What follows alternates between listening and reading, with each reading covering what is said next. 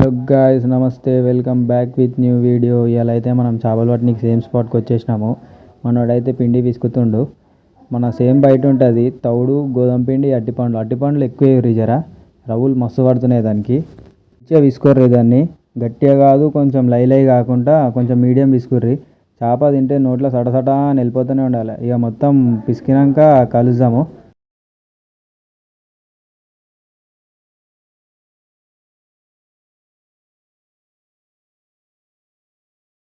పిండి అయితే విసికేసిన. ఇక వెనకాల చూడు అదే స్పాట్కి వచ్చిన, సేమ్ స్పాట్కి.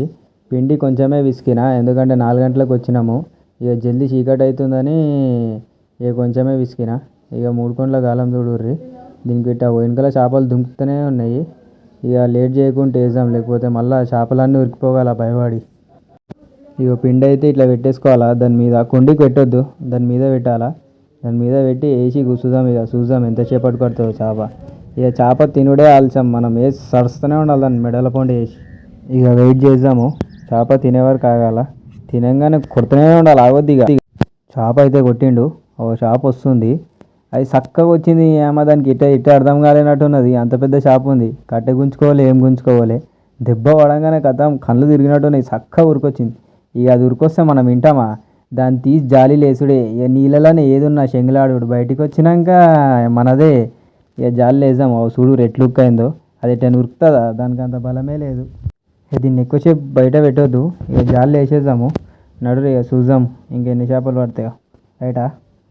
ఇంకొక దెబ్బ కొట్టిండ్రు అన్నాగో. పోతున్నట్టున్నది, పోతూ గుంజుతూనే ఉంది. అది కట్టెని గుంజామంటుంది. అది వింటాం. మనం దారం ఎందుకు కట్టినాం కట్టెకి? అందుకే అట్లా పోతులు పడతాయని ఈ చెరువుల పోతు చేప అది గుంజుతుండు. చూద్దాం ఎంత పెద్దగా ఉందో. పెద్దగా ఉందా లేకపోతే చిన్నగా ఉందా మనకు తెలియదు. చేప అయితే దుమికింది. చూద్దాము ఏ చేపనో అది. కట్టె గుంజుతుండ్రు అమ్మో. ఇది పెద్దదే ఉన్నట్టున్నది. ఇది నా జల్దీ గుంజానా చేపని. దాన్ని బయటికి తీసి చూద్దాం ఎంత పెద్దగా ఉందో. దాన్ని అగో ఇట్లా సతాయిస్తుంది చూడు దీని అమ్మ. కట్టె గుంజుకోబోతుందిరో బాబు. ఈ చేప మస్తు సతాయిస్తుందిరో అమ్మ. దాన్ని గుంజుతా ఉంది. అది ఎంత పెద్ద మొండి అయినా ఉండేది, మనం దానికంటే పెద్ద మొండి. అది ఎట్లా రాదో బయటికి మనం చూద్దాము. ఇక టైం పడుతున్నది. అగోరి ఎట్లా గుంజుతుంది చూడరు. దాని అమ్మ మస్తు బలం ఉన్నట్టున్నది. అయ్యో దానికి మనకంటే ఎక్కువ ఉంటుందా? మనమే తౌడేసి మేపుతున్నాం దాన్ని, మనం గుంజుతుందంట. మనం దాన్ని ఎట్లాగైనా గుంజాము. చూద్దాము ఎంతసేపటి పడుతుందో, ఎంతసేపటి బయటకు వస్తుందో అది.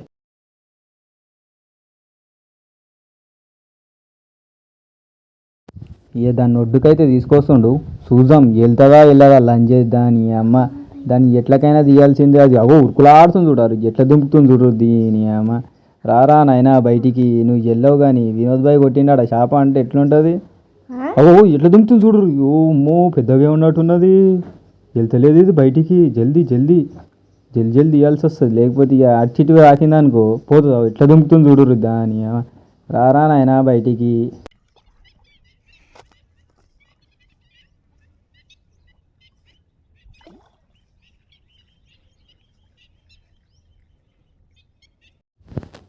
ఇది మస్తు శంగులాడుతుంది అయ్యా. పెద్దగా ఉన్నట్టున్నదిగా ఇది. అమ్మో పెద్దగానే ఉన్నది రో, చిన్నది కాదు ఇది. దాదా తీ శంగులాడిందిగా నీళ్ళలా ఇంతసేపు. ఎట్లకైనా తీయాల్సిందే దాన్ని. అది వెళ్తుంది ఎంతనైనా శంగులాడేది. మస్తు పెద్దగా ఉంది. దాన్ని చూడు ఎట్లుక్ అయిందో దానికి హుక్కు. దాన్ని వెళ్ళలేదు. దాని మూత అంతా ప్యాక్ అయినట్టున్నది ఆడ. చేప అయితే 2-3 కిలోల దాకా ఉన్నది. చూడు రెట్లుక్ అయిందో.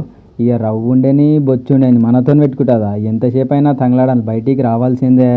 ఇక 2 చేపలు పడ్డాయని మనోడు బట్టలు గిట్టలు ఇప్పేసిండు. మోహన్ బాడీ చూడు ఎట్లుందో. ఆడు దారం వేసి లోతు చూస్తుండు చెరువుది ఎంతుందో. ఇక పోయి చక్కగా దుమ్కే పట్టుకొస్తా అంటుండు, ఎందుకంటే చేపలు పడతలేవు. ఇక మేమే ఆపేసినాం. చేపలు చూసిరనుకో మన నాయంత ఇలా కొడతారు అయ్యా.